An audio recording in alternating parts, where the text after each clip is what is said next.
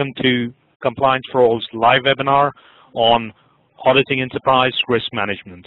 My name is Michael and I'll be your host for today's session, and on behalf of the Compliance4All team, I'd like to thank you all for being part of today's webinar session. Today's webinar is being presented by Denise Cicala. A few words about Denise before we start off today's session. Denise holds a CIA, CFE, a CCA, and PMP, and she's also the Executive Director at Auspicium. And she also has lectured and taught on the topic of construction audit in the past as well. And she also has led and participated in construction audits of major private and infrastructure projects, resulting in large recoveries for her clients. And she's also the author of the IAA Handbook, the Construction Audit Overview, Monitoring, and Auditing for Corporates. And we are honored to have Denise with us today to present today's webinar session. Ladies and gentlemen, before we start off today's webinar, I'd like to quickly outline today's program. This webinar is for a 60-minute duration. First, Denise will take you through today's webinar, highlighting the areas she would cover, and then share with you a presentation. And also would like to inform all our participants today that once part of today's teleconference, you've been placed on mute and would remain so until the Q&A begins. We have a couple of minutes at the end for your question and answers, but if you do come up with questions during the session, please post them in the Q&A panel or the chat messenger. And for any reason, if you do get logged out of today's session, please follow the same procedure to join in again. Now that we're all ready, I request Denise to take it from you. Denise? Thank you, everyone, for joining today. Good morning, good afternoon, depending on where you are. Michael just gave a quick background as to who I am, and you may be wondering what that has to do with enterprise risk management. One of the reasons I've been involved with enterprise risk management is from my start in construction audit, I've now moved on to auditing capital improvement projects.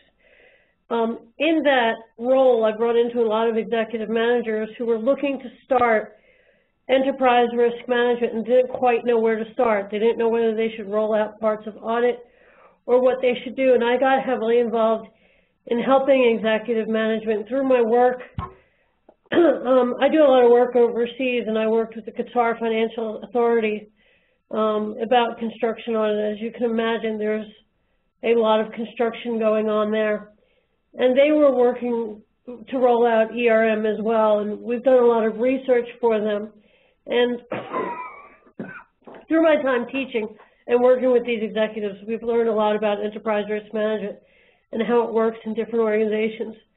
I also speak for MIS, and through my work with MIS and as a beginning in audit, I started out in bank audit, and I teach bank fraud, and I've worked with a lot of banking executives who have ERM rolled out in their organization as well. So, I mean, I've dealt with ERM in many areas, though my specialty is construction audit. I've seen it a lot as well.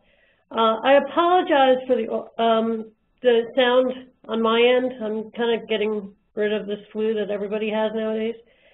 So I encourage you, if I say something along the way where you just can't understand what I'm saying, please put a message in the chat window. I will not get offended. I'd rather you not try to figure it out than to me actually tell you what I said. So with that, some of the things we're going to talk about today. Hold on. How to measure the effectiveness of your enterprise risk management team. Audit's role from a hands-off approach. I've often been asked, well, since audit is the experts in risk, why can't they be my risk management team? It's very important that you look back at the way your organization is organized and ensure that that's not the case. Audit needs to audit ERM, and we'll go through it in the next couple slides as to why. They cannot be ERM. The reason being is they are not independent enough to be ERM. If we were going to go into the reasons of how audit can be, of what audit's role is in ERM, that would take us twice as long. So bear with me in understanding that audit and ERM are separate departments and they need to function separately.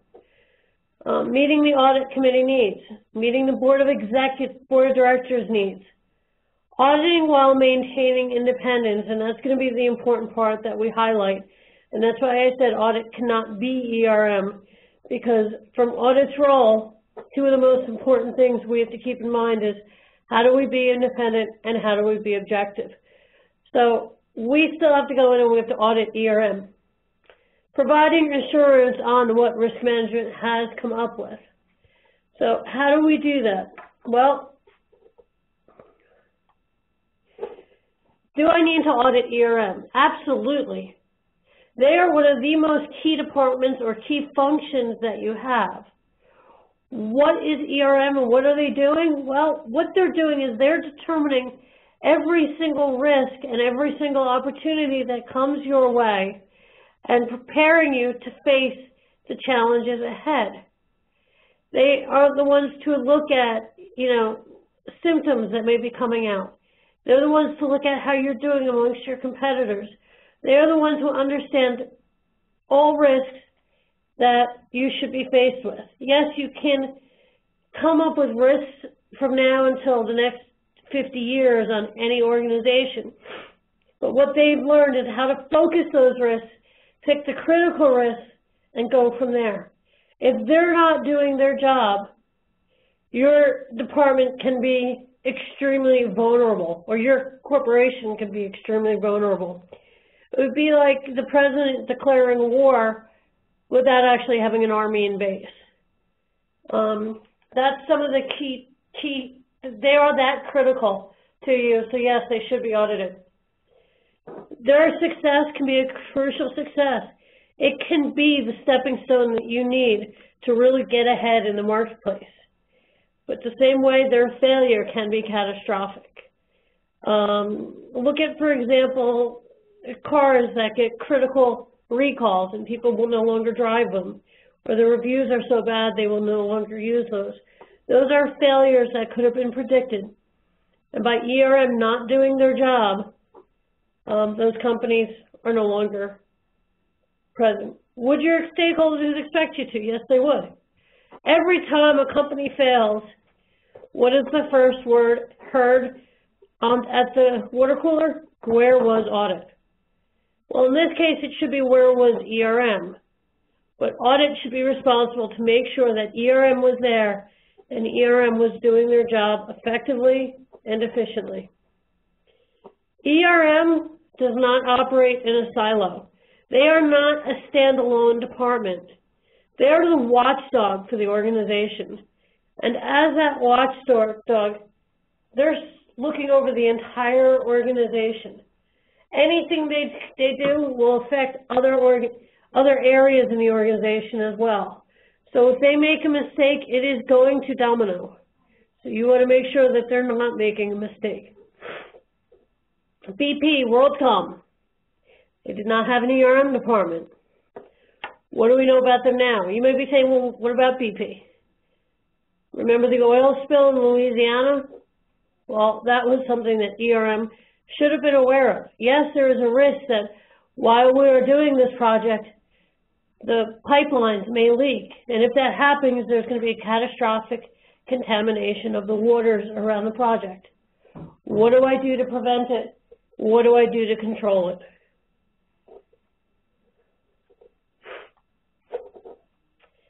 Then there's the other side of the argument. Why shouldn't I audit ERM? Well, a lot of ERM experts and a lot of ERM members have egos attached to them. And I'm not saying that as a bad thing. We want them to have egos. They're in a very important position. But the egos that they're presented with is that they've been schooled by a different society than the IIA, and therefore they are the experts, and audit is not significant enough to audit us. You will learn how that ego and that attitude can be extremely dangerous to an organization throughout the next 50 minutes. For that matter, those egos sometimes get in the way, and ERM is reluctant to let audit look at what they're doing. Well, let me play devil's advocate for you for a second. As an auditor, and I've seen it before, especially when I was